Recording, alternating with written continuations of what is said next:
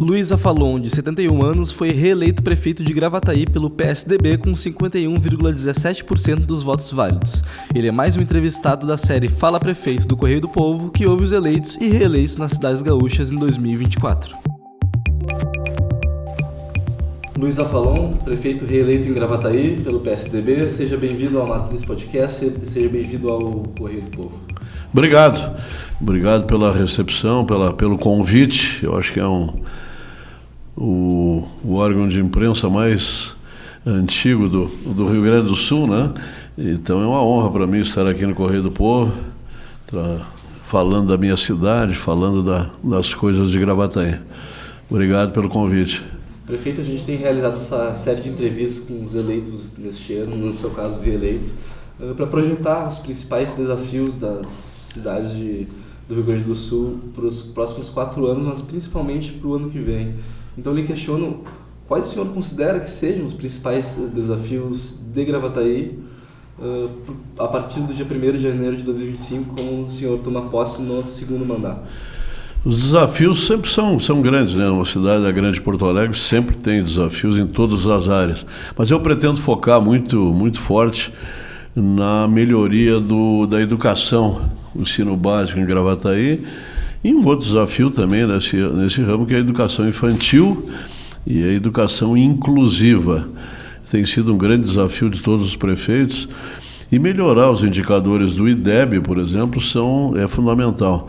Hoje nós temos um índice de de alunos que chegam no 3º ano do ensino fundamental analfabetos, né? Tem dificuldade na leitura, dificuldade nos cálculos básicos da matemática. Nós precisamos focar nisso. E a gente já começa o ano de 2015 muito focado nisso, com um programa que nós chamamos Alfabetiza-aí, né? Fazendo uma ligação com Gravataí. O Alfabetiza-aí pretende que 90% dos alunos saiam no 1º ano alfabetizados. Porque o menino que sai, a menina não alfabetizada no final do 1º ano, vai ter uma vida escolar complicada para o resto da evolução, né? E as notas do IDEB muito baixas são exatamente por esse motivo. A gente não foca no 1º ano na alfabetização. Então, esse programa vem tratar desse tema. E, evidentemente, que nós temos outras demandas importantes. A gente conversava aqui fora do ar com respeito à enchente, né, agora de maio, né, deste ano, de 24, e que trouxe tantos prejuízos à Grande Porto Alegre. Gravataí não foi tão afetada, mas teve 4 ou 5 pontos da cidade afetados pela cheia. Não tivemos assim grandes problemas com os outros municípios, mas tivemos alagamentos. Então nós temos que focar nisso, aumentar a resiliência da cidade para cheias. Por incrível que pareça, a cidade de Gravataí é cortada por 2 importantes afluentes do rio Gravataí. O rio Gravataí passa quase que dentro da cidade, né, na divisa com Viamão e Alvorada. E não tem um dique, por exemplo, protegendo a cidade. Não tem casa de bombas, não tem nenhum problema, não tem nenhuma solução dessa. E nós temos que construir isso. Então também vamos focar nesse tema, resiliência da cidade às cheias, que esses novos tempos vão tornar bem mais frequentes do que eram, né? Essa chuva não veio isolada, ela vai vir de novo, né? Existe essa perspectiva aí de nós vivermos com esses eventos climáticos graves mais seguidamente. Então temos que preparar a cidade para isso. São dois bairros importantes, ali na Vila Rica e Vale Ville, que dividem a sua área ali com o Arroio Barnabé, que é um afluente do Gravataí, e outro do Arroio Demétrio e o próprio rio Gravataí, que pega o Parque dos Anjos e o bairro Caça e Pesca, que eles chamam lá, que também foi bastante atingido. Então vamos focar nisso também. E como fazer isso? É possível fazer com recursos próprios ou precisa de um apoio do governo federal, né, que é quem deve destinar pelo menos 6,5 bilhões para o Rio Grande do Sul justamente, né, para... É justamente aí que nós vamos entrar. Nós já temos um dique, casa de bombas e proteção desse bairro Caça e Pesca aí que eu falava há pouco, Isso já está lá no programa, é um programa de 2013, 2014, que tiveram seus valores atualizados, e nós estamos pleiteando, estamos lá nesse projeto. Que é a área do Rio Gravataí, Arroio e Feijó, né? Ali tem um volume bem grande de recursos e essa obra de Gravataí está ali. Só tem que acontecer, né? Já tem projeto, já tem a rima, inclusive 13 microbarragens ao longo do Rio Gravataí, lá da nascente, porque tivemos a cheia, né? Mas também teremos a seca. Daqui uns dias nós teremos problema com falta d'água no rio. O Rio Gravataí, ele é muito vulnerável, né? Ele corre muito rápido essa água para o estuário do Guaíba e seca. E metade da cidade, mais Alvorada e Viamão, são abastecidas pelo Rio Gravataí. Então essas 13 microbarragens estão nesse programa também, que cuidam da seca. E esse dique, essa casa de bomba, cuidam da cheia. Então nós estamos ali e pretendemos buscar dinheiro para essas outras obras também no governo federal, emendas parlamentares, etc. E no governo do Estado também, né? O governo do Estado agora, com o Funrigs, vai financiar 5 ou 6 projetos que nós temos lá de proteção contra a cheia. Prefeito, o senhor é reeleito, né? E acabou de citar a questão da educação. O que o senhor acredita que deixou de fazer, não conseguiu fazer, seja por questões de recursos, seja, enfim, N motivos, que pretende focar agora nessa próxima gestão? É a questão da educação mesmo? Sim, tu usou a palavra certa, focar, né? A gente teve que fazer esse diagnóstico, porque investimentos nós tivemos em infraestrutura. Se investiu muito em infraestrutura lá nas escolas, etc. Deixou de se investir na estrutura física. Na infraestrutura física se investiu muito em programas, em livros e etc., que não deram o resultado que a gente esperava. Então, a gente eu contratei o ano passado, início do ano passado, de 23, uma consultoria para me dizer, olha, por que nós investimos tanto em infraestrutura, em livros, em material pedagógico, etc., e não tivemos o resultado. E aí eles apontaram exatamente isso. Olha, não focaram na alfabetização. Por isso que nós estamos fazendo esse programa e vamos focar muito forte nisso, porque eu acho que aí, segundo essa consultoria, vai dar resultados. Então, trocamos a secretária de Educação, botamos alguém na Secretaria de Educação, a secretária que veio de uma direção de escola, ela foi diretora de escola durante 15 anos, especializada no tema, e que já preparou, junto com a equipe pedagógica da Secretaria, um programa de alfabetização em massa no primeiro ano do ensino fundamental. Isso é fundamental, porque essa criança vai para o segundo, vai para o terceiro, não sendo alfabetizada, e vai encerrar praticamente a carreira dela como estudante no primeiro ano. Então a gente tem que focar nisso e vamos fazer isso. Aproveito, tu falou da secretária que já trouxe uma secretária nova, aproveito para perguntar de uma reforma administrativa. Essa secretária que entrou é a secretária que deve ficar pelos teus próximos anos? Que é esperado para uma reforma administrativa nessa próxima gestão? Deve ter uma reforma administrativa e, assim, o senhor conseguiu fazer uma grande base, né? Conseguiu juntar 10 partidos. Como... vou usar a palavra acomodar, mas como fazer essa distribuição? Como acomodar todos esses partidos? Como fazer esse jogo? A secretária já está conosco há 1 ano e meio, né? E ela vai continuar sem dúvida como secretária, porque ela se mostrou muito eficiente, muito empolgada com os desafios que tem, então vai ficar. E esses 10 partidos a gente acomoda usando basicamente a matemática. A matemática é fundamental nisso, né? A participação de cada partido na eleição se refletiu em votos, né?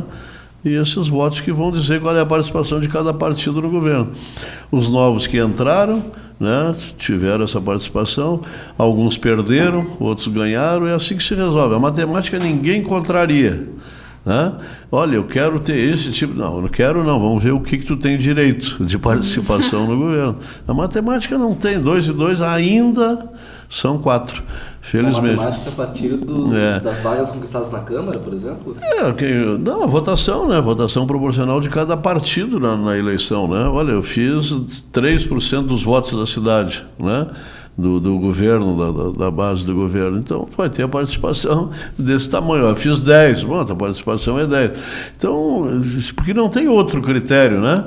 eu sou mais bonito, eu sou maior. Eu disse, não. Tem um outro critério que tem sido noticiado, que nessas articulações o senhor tem exigido pelo menos uma qualidade. Não, isso é básico, né? Quem vai trabalhar na Secretaria da Agricultura tem que conhecer a agricultura do município, quais são os desafios do município da agricultura. O cara que vai trabalhar na cultura, por exemplo, secretário de cultura, o partido vai me apresentar alguém que seja bom em medicina, não, né? Você tem que ser bom em cultura, isso é básico, isso aí é basilar. Ter capacidade para tocar uma secretaria, tocar um assunto determinado da cidade, desenvolvimento econômico. Bom, o cara tem que ser do ramo, né? Ele tem que entender, né? Ele tem que entender disso. Claro, tem aquelas secretarias que são do prefeito, que eu não posso mexer, né? Porque senão eu perco o comando do governo. Aquelas secretarias são fundamentais.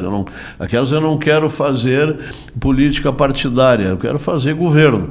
E quem ganha a eleição e quem faz o nome dos partidos é bom governo. Basicamente é isso. A sociedade avalia o governo. O meu governo sempre foi avaliado de 70% de ótimo, bom e regular para cima até 80%. Por isso nós ganhamos a eleição. Não pela minha cara linda, que não é, né? Quais são as secretarias do governo? Secretarias que pertencem ao governo, é de zeladoria, serviços urbanos, fazenda, Procuradoria-Geral do município, educação, agora essa eu botei na minha conta, né? Pelo desempenho da secretária. Essas são algumas, secretarias de administração, né? Essas aí ninguém quer mesmo, né? Nos partidos, claro que as de zeladoria todo mundo quer, mas essa não pode cair na mão de um partido porque tu desorganiza os outros, né? Ela tem que ficar com o prefeito, porque ela vai prestar serviço para todo mundo. Zeladoria é para todo mundo.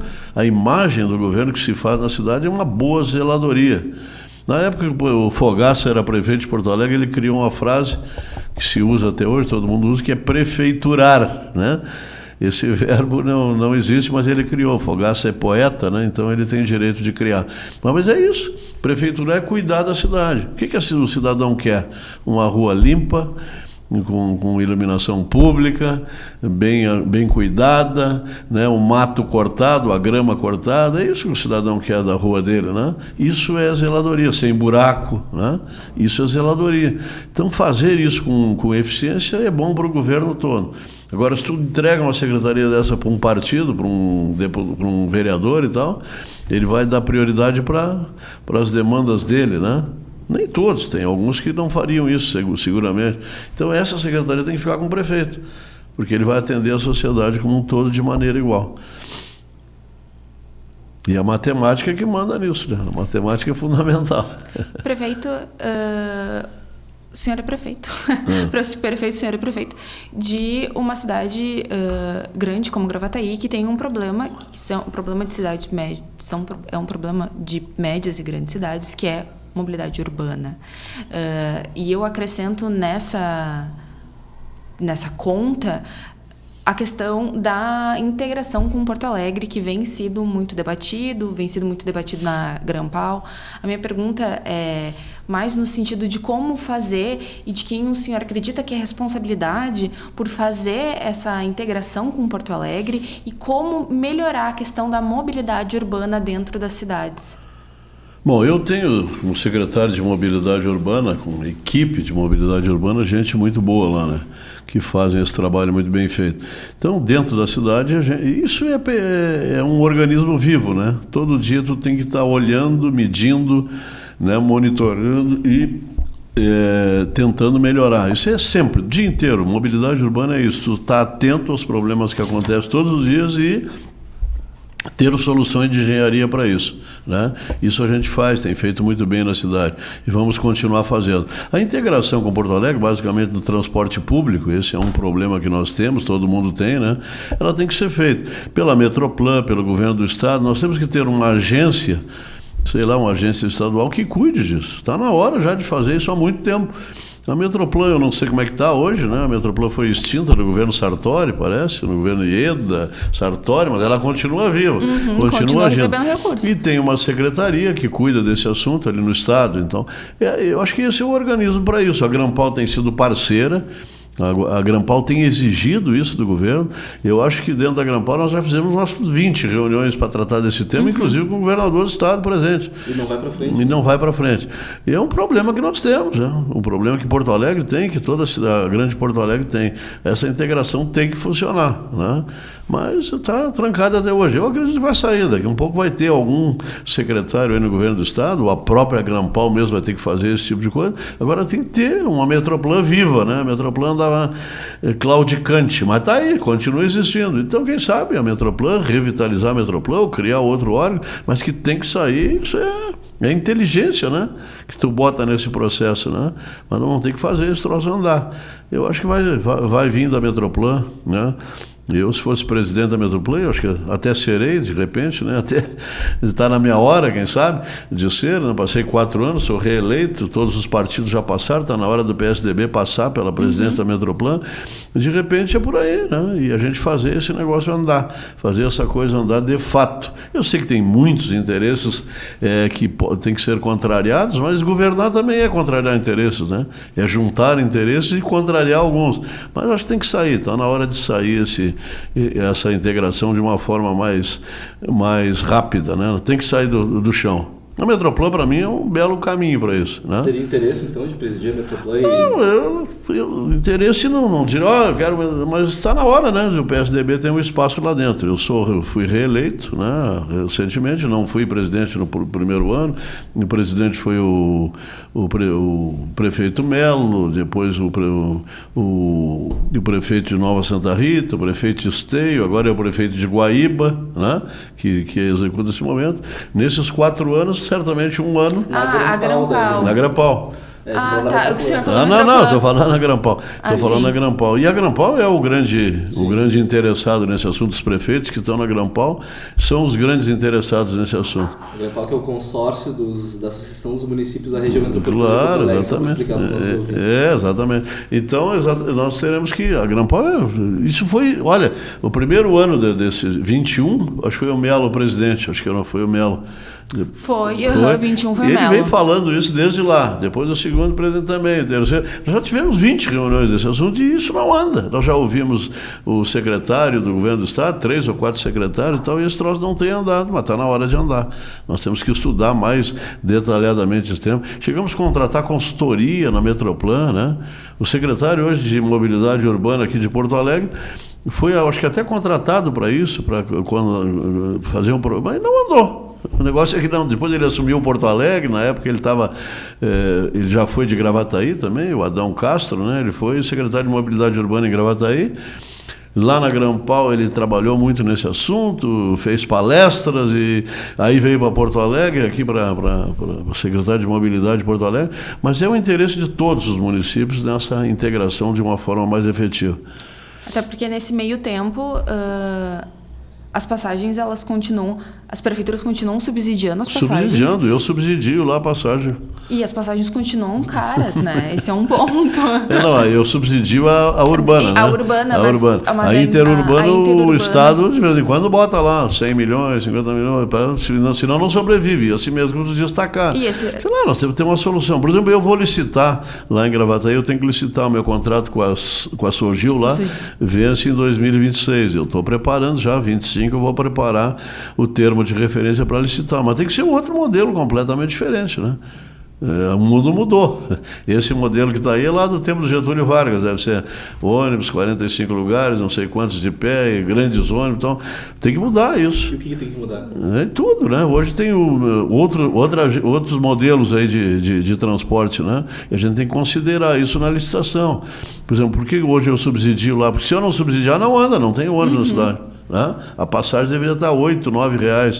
O índice de passageiros por quilômetro, que é o IPK, reduz a cada ano. Quer ver? Eu peguei a passagem a R$ 4,80 em 2021, baixei para R$ 3,75.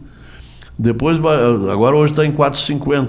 Ou seja, eu estou praticando uma passagem dentro de Gravataí menor que era quando eu assumi, com toda a inflação e etc. e tal. Mesmo assim, o IPK continua reduzindo. As pessoas andam de bicicleta, elas andam de Uber, elas andam de patinete, elas andam de moto, elas andam a pé, sei lá. E elas descobriram outro jeito de andar. O jeito tradicional de ônibus circular na cidade, sai do ponto tal hora, passa na parada, não sei o quê. O Uber é de porta a porta.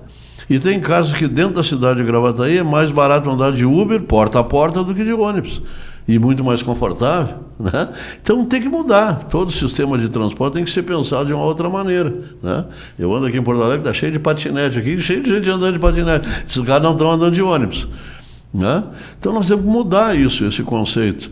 E lá em Gravataí eu tenho localidades rurais que tem, acho lá, de manhã deve ter 3 passageiros, meio-dia 2, essas coisas. Como é que as pessoas vão trabalhar e saem de lá? Eles inventaram outro jeito. Pois o ônibus, se quer esse cliente, vai ter que inventar um outro jeito de buscá-los e levá-los, né? Então é isso que nós temos que mudar. Quem vai fazer essa formatação dessa licitação, o termo de referência, é alguém que entenda muito de transporte público, que não seja influenciado pelo modelo atual, né, e que coloque no ar uma nova proposta. Eu acho, assim, eu não achômetro, eu não entendo disso, mas que as empresas de ônibus terão que ter outro jeito de buscar, de transportar aquele velho ônibus de 45, quanto é que é? 45 lugares, 60 lugares e tal. Até funciona, ponta a ponta, né? Sai um ônibus de um local e chega no outro, até funciona esse modelo. Agora, para as pequenas linhas e tal, tem que ser mais ágil, tem que ter mais agilidade. O Uber substitui, porta a porta, coisa boa, né? Só tu tem no celular, o ônibus está chegando em tal horário, o Uber te larga lá e tal. Até balinha eles dão para as pessoas, então tem que mudar esse negócio, né? E o jeito que está não vai continuar, porque se hoje eu não subsidiar a passagem, aqui em Porto Alegre, o Melo deve gastar 100 e tantos milhões por ano subsidiando o ônibus. Eu lá gasto 10 milhões por ano. 10 milhões para mim faz falta, né? E eu pagando o ônibus. Quem é que anda de ônibus? Quem anda de graça. Esses aí não abandonaram o ônibus. Vamos, quem sabe a gratuidade para todos. Bom, sei lá. Alguém vai ter que botar o dinheiro, né? Por exemplo, o governo federal obriga que de 65 para cima eles andam de graça. 65 hoje é um cara novo ainda, está jogando futebol. Eu tenho 71, jogo bola e tênis toda semana. Então, eu vou andar de graça por quê? Qual é a razão? Né? Então, essas coisas nós temos que rediscutir. Quem é que banca? Tá, 65 está na Constituição. Tá, então o governo federal vai bancar.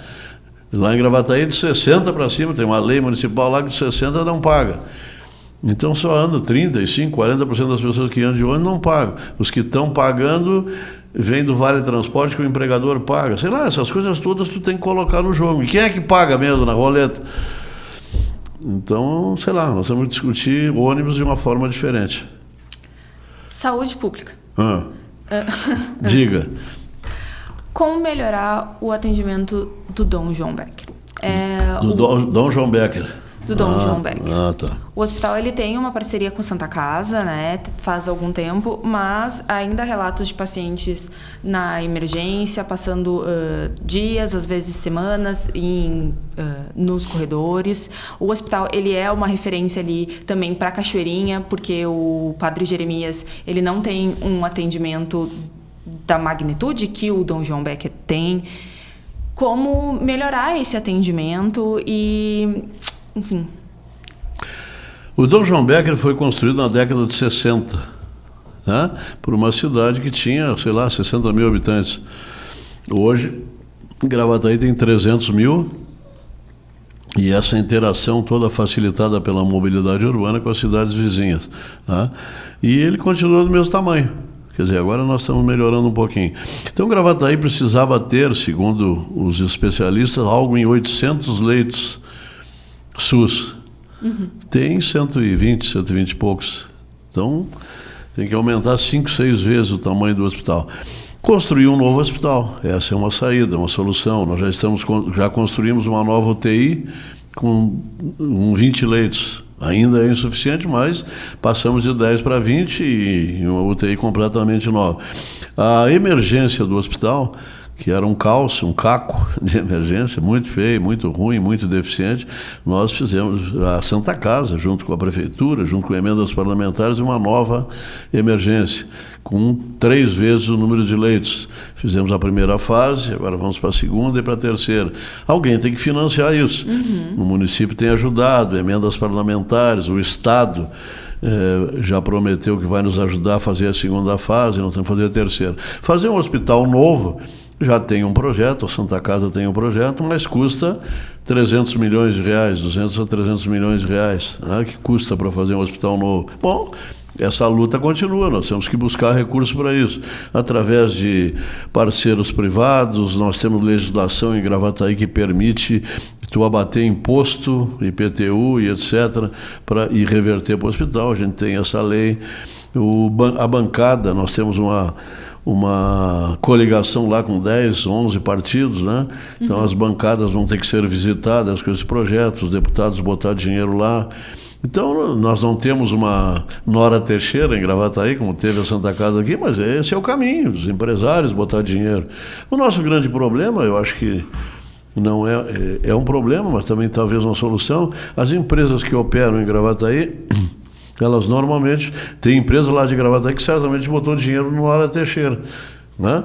E não botou lá. Quem sabe falha nossa não ter um projeto na mão para visitar essas empresas. A sede da GM é em Detroit, nos Estados Unidos, sei lá onde que nós temos que ir. A grande produtora de pneus lá é a Prometeon, que é chinesa, antiga Pirelli, também não é em Gravataí. A Fitesa, uma grande empresa, que é a sede, né, é aqui em Porto Alegre, provavelmente. Então, quem sabe um grande projeto na mão, a gente visitar a bancada federal, visitar essas grandes empresas e ver que, se ao invés de botar dinheiro em Porto Alegre, eles botam lá, né? Então, mas é uma meta, então. É uma meta, sim. Nesse ano agora, de 25. para esses próximos 4 anos. Assim que eu tiver o projeto executivo na mão, eu estive com o Dr. Júlio há poucos dias aqui, com o provedor da Santa Casa, e eles me mostraram lá num grande projeto do hospital, bacana, muito bonito. Bom, aí sim, aí tu tem o que pedir. Olha, eu quero pedir para fazer isso aqui. E nós temos que fazer essa visita para esse povo todo e buscar dinheiro para... A solução é um hospital novo. Nós temos lá um hospital com 500, 600 leitos de UTI, né, que se mantém através do modelo Santa Casa. Ter a Santa Casa em Gravataí é um cartão de visitas e tanto, né?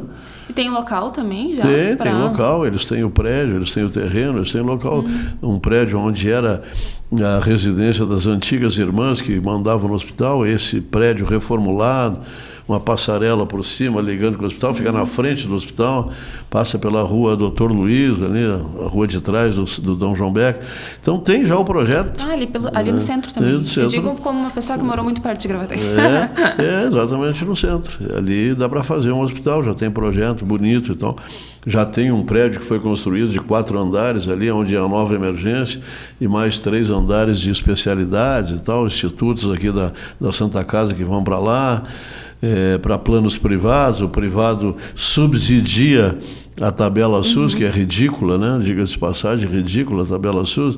A prefeitura bota dinheiro. Hoje, o maior contrato da prefeitura hoje é com a Santa Casa, é com o Hospital Dom João Beck, né? Então, continuar isso e buscar soluções. Solução mágica ninguém tem, nós temos que ter projeto e dinheiro.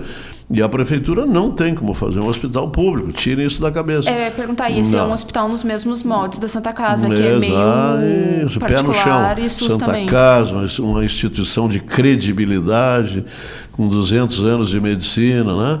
Então, a Santa Casa é o caminho, né? Uma instituição séria e que não nos traz problemas, nos traz solução, mas a Santa Casa não constrói hospitais, Sim. Ela opera. E alguém tem que construir. Olha que coisa linda aqui, o Nora Teixeira. Vai lá na Santa Casa. Não sei se vocês têm ido lá na Santa Casa hoje. É um show aquilo lá, passarelas, né? Parece os Jetson, né? Os caras passando lá por cima e tal. Lindo, lindo, lindo. Mas como é que eles fizeram aquilo? Com seriedade, com decência, com uma equipe de profissionais altamente competentes, e fizeram aquele complexo maravilhoso que tem ali. Gravataí vai ter um complexo menorzinho, do tamanho de Gravataí, mas a Santa Casa é o caminho. Então, temos que apostar nisso. Prefeito, infelizmente o IBGE só nos dá dados consolidados do PIB referente a 2021 ainda. Mas foi um ano que Gravataí teve maus resultados, ainda era o seu primeiro ano de gestão, né?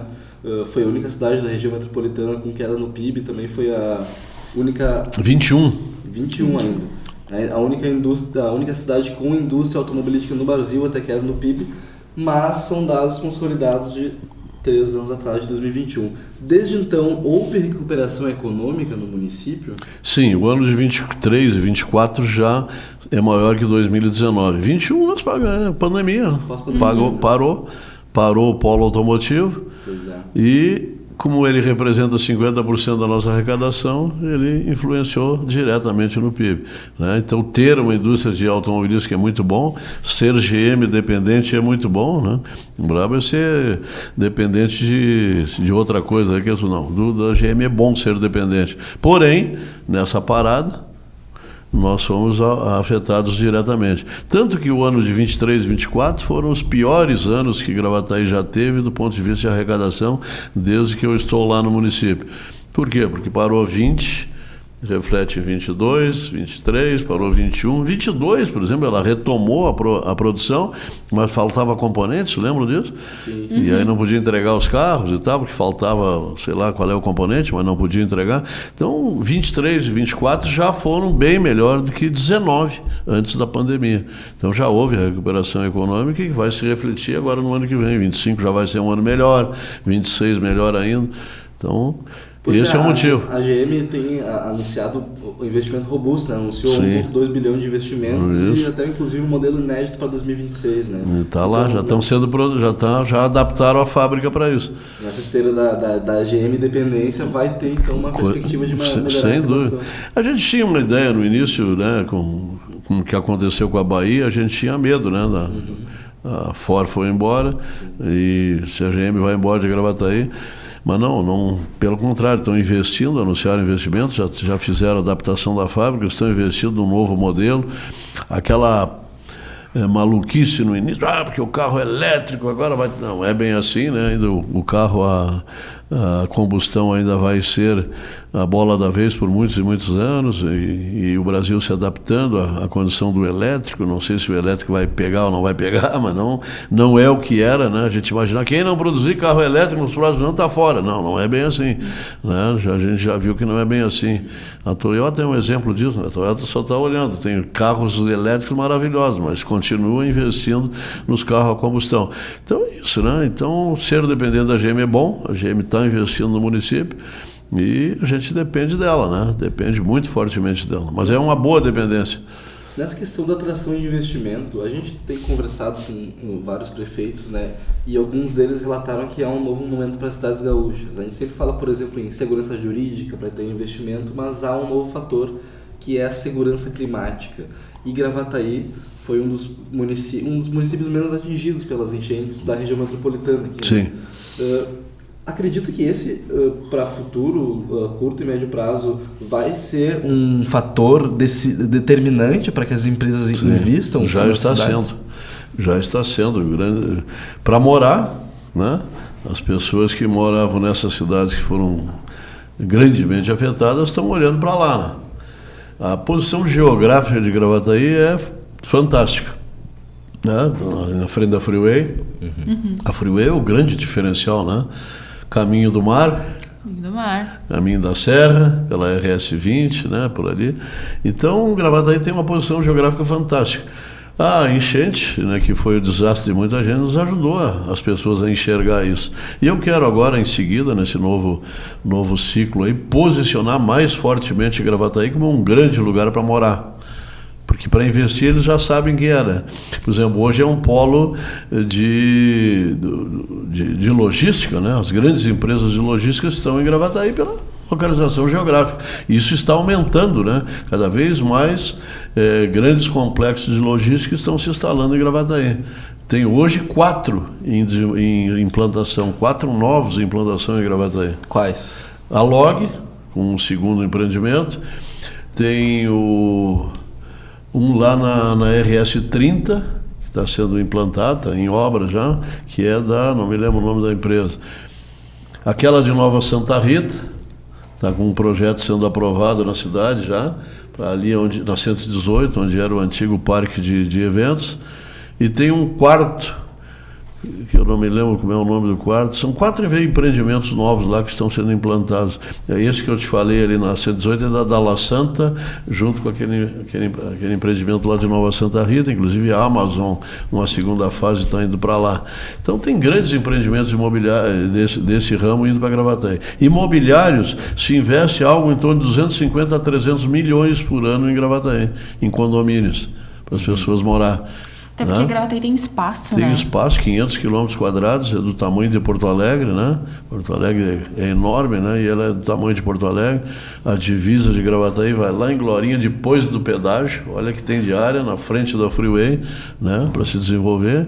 E rotas internas, a RS-30, que nós estamos duplicando até um pedaço, vamos duplicar mais. Tem grandes áreas livres, né? A cidade é grande para se desenvolver para esse ramo. Então, morar em Gravataí é muito bom, né? Tu está numa cidade plana, com capacidade de tu morar em casa e não em apartamentos, até que edifícios não tem em Gravataí, tem muito poucos, tu já viu, né? A grande expansão é condomínios. As pessoas querem morar em casa, né? Morar em casa é tudo de bom. Então, esses condomínios todos que tem lá em andamento, deve ter a Melnick, posso dizer o nome da empresa aqui, não? Fica à vontade. A Melnick Arcádia lançou um condomínio há poucos dias de 560 lotes, parece que vendeu tudo em 6 horas, de alto padrão, né? Ali perto do Alphaville, atrás da antiga Ubra, onde é o centro administrativo da prefeitura hoje. Eles venderam em 6 horas o condomínio todo. E já tem um condomínio ali, 2 condomínios bem grandões. É, exato. Ali perto do Alphaville tem o Zait, o Zait é na 118, tem o Prado fase 2, fase 3, que vão lançar daqui uns dias. Em frente ao Prado tem o Monet, que é um empreendimento enorme, grande condomínio. Então tem muitos em obras, de todas as classes, né? Residenciais de todas as classes, de classe desses mais sofisticados até os menos sofisticados. Está cheio de gente querendo morar lá. Então é isso. Então Gravataí está bombando. Quero posicionar muito fortemente através de alguma campanha de mídia, agora no futuro. Eu estava conversando com o Correio do Povo aqui nesse sentido, para mostrar que Gravataí é o melhor lugar do Rio Grande do Sul para se morar. Ao menos da região metropolitana, não tenho dúvida. A Freeway é o grande diferencial. Prefeito, indo para uma parte mais política, eu queria recuperar assim, a sua origem política, né? O senhor vem para a política para concorrer em 2020 como sucessão do Marco Alba, que o senhor veio enfrentar nessa eleição, né? Então eu queria que o senhor recuperasse como é que foi esse processo de transição para o PSDB e como é que foi realmente concorrer contra um antigo aliado político do senhor. A minha origem é do MDB, né? Eu estou no MDB lá do tempo do Simão, antes do Simão ainda. Na primeira eleição do Simão eu participei, da segunda, quando ele ganhou e tal. Então eu venho desde lá dentro do MDB. A ida para Gravataí, quando eu fui morar lá, uns 30 e poucos anos atrás ou mais, e claro, me aproximei do Marco, que era do PSDB de lá, e junto com ele a gente fez muita coisa lá, inclusive ele governou por 2 mandatos. A gente recuperou lá, deu visibilidade ao MDB, ele era um nome do MDB, governou por 2 mandatos. Quando eu concorri com o apoio dele, e evidentemente ele concorreria 2 anos depois a deputado federal e a esposa dele a deputada estadual. E eu concorreria à reeleição, evidentemente, né? Até incentivado por ele, olha, a reeleição é tua, faz um governo bom que a reeleição é tua, que eu vou a deputado federal e tal. E aí ele não se elegeu federal, e como ele é o dono do MDB na cidade, evidentemente que o candidato a prefeito seria ele, né? Ele lançou campanha, começou a trabalhar a campanha, e me disse o seguinte, olha, ele não me disse, mas me disse o presidente do partido na época. Ele não chegou para falar com o senhor? Não, ele não chegou a falar comigo. E por isso que não, brigaram? Não brigamos, não tivemos oportunidade, né? Não tivemos chance. E talvez nem fosse brigar, somos os 2 civilizados, né? Mas ele resolveu, como não se elegeu federal, voltar a ser o prefeito da cidade. E eu era o prefeito, evidentemente que ele teve o direito à reeleição, todos tiveram o direito, ele foi reeleito com a nossa ajuda e tal, foi candidato a deputado com a nossa ajuda, trabalhamos, elegemos a deputada Patrícia Alba lá pelo município. Mas quando eu vi que, olha, isso vai por uma, como é que é? Isso a gente vai definir na convenção, me disse o presidente do partido. Evidente que na convenção que eu não iria concorrer, né? Então eu fui para o PSDB por isso, só por isso, porque eu queria continuar fazendo o governo que fiz, um governo bom, que tinha grande aprovação na cidade. Então o meu grupo político, as pessoas que estavam comigo na sala, disseram, olha, vamos mudar de partido, só tem uma chance para tu concorrer, né? Eu até brinquei lá na época, né? Cheguei no elevador, ele estava lotado, eu tive que ir pela escada. E aí peguei o PSDB, o governador me convidou, foi uma honra para mim ser convidado pelo governador e fui para o PSDB. E defendi o meu governo na eleição e acabei me reelegendo.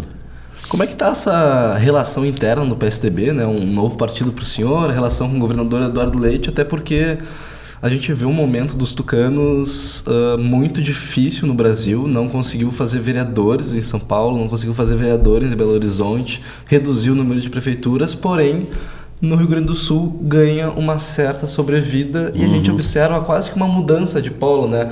2 estados como Minas Gerais e São Paulo sempre foram uma base tucana muito forte e agora o PSDB ganha uma sobrevida no Rio Grande do Sul. Então como é que está a sua relação internamente no partido aqui no estado e com o governador? Bem, mas me dou muito bem o governador, sempre fui bem tratado com ele teve 2 vezes aqui em Gravataí na minha eleição.